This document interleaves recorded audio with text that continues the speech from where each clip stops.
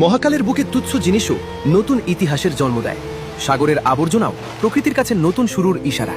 এই নির্জন দ্বীপের বুকে এক চিলতে সবুজ, এ যেন কঠিনের মাঝেও জীবনের স্পন্দন।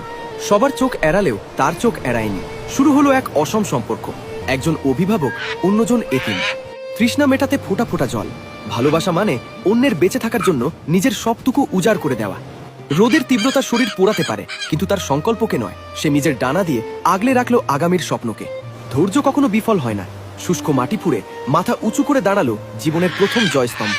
কষ্টের ফল নাকি মিষ্টি হয়, এই লাল টকটকে ফলটিই তার প্রমাণ। প্রথম জয়ে তৃপ্তির স্বাদ। কিন্তু প্রকৃতি সবসময় দয়ালু নয়। এক নিমিষের ঝড়ে তছনছ হয়ে গেল তিল তিল করে গড়ে তোলা স্বপ্ন। সব হারিয়ে সে আজ নিঃস্ব।